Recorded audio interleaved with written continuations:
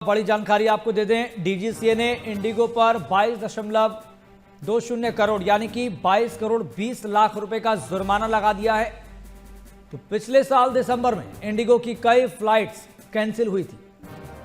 एक crisis create हो गया था जिसका सबसे ज्यादा सामना इंडिगो एयरलाइन के कस्टमर्स को झेलना पड़ा था, यात्रियों को झेलना पड़ा था।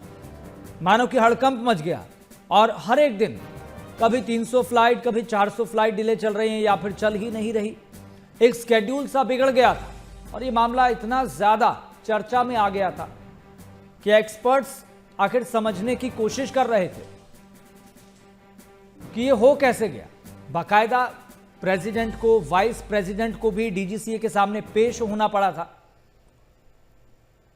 और अब जाकर यह खबर सामने आ रही है कि इंडिगो एयरलाइन संकट वाले मामले को लेकर डीजीसीए ने सख्त एक्शन लेते हुए 22 करोड़ का जुर्माना लगा दिया है। तो रिपोर्ट में इंडिगो एयरलाइन की बड़ी लापरवाही उजागर हुई। डीजीसीए ने इंडिगो पर कुल 22 करोड़ से ज्यादा का जुर्माना लगा दिया। इसके अलावा एयरलाइन को डीजीसीए के पक्ष में 50 करोड़ रुपए की बैंक गारंटी भी जमा करनी होगी ताकि निर्देशों का पालन और लंबे समय के लिए सिस्टम में सुधार सुनिश्चित किया जा सके।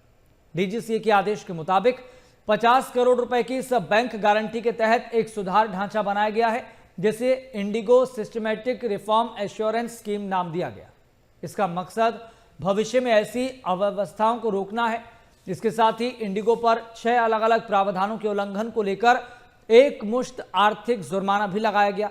हर उल्लंघन पर 30 लाख रुपए का जुर्माना लगाया गया और इसी तरह कुल एक मुश्त जुर्माना 1 करोड़ 80 लाख रुपए बताया जा रहा है।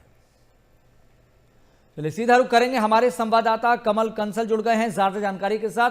कमल, इंडिगो का क्राइसिस जो दिसंबर में हुआ वो पूरे देश दुनिया को याद है, खासतौर पर जो भारत के यात्री थे या फिर जो डोमेस्टिक फ्लाइट का इस्तेमाल करते हैं, इंटरनेशनल फ्लाइट का इस्तेमाल करते हैं, उन्होंने काफी परेशानियों का सामना किया है। लेकिन अब खबर ये आ रही है कि डीजीसीए ने इंडिगो एयरलाइन पर 20 करोड़ से ज्यादा का जुर्माना ठोक दिया है।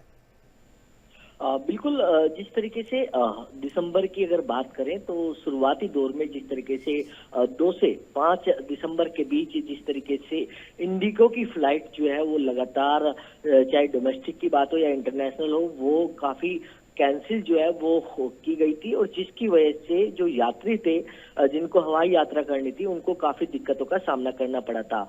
साथ ही साथ अगर बात करें उनके लगेज को लेकर, क्योंकि जो सामान उनका फ्लाइट में जो बोर्डिंग हो जाता है तो उसके बाद जो सामान है उसको लेने में भी उनको 3 से 4 दिन का वक्त जो है वो लगा था, जिसके बाद जो है सरकार हरकत में आई थी और सरकार ने जिस तरीके से उस समय फ्लाइटों का किराया भी जो है वो, क्योंकि दूसरी फ्लाइटें भी मनमानी तरीके से अपना किराया जो है वो वसूल रही थी, लेकिन उसमें भी लगाम लगाने की सरकार ने कोशिश की थी। लेकिन जिस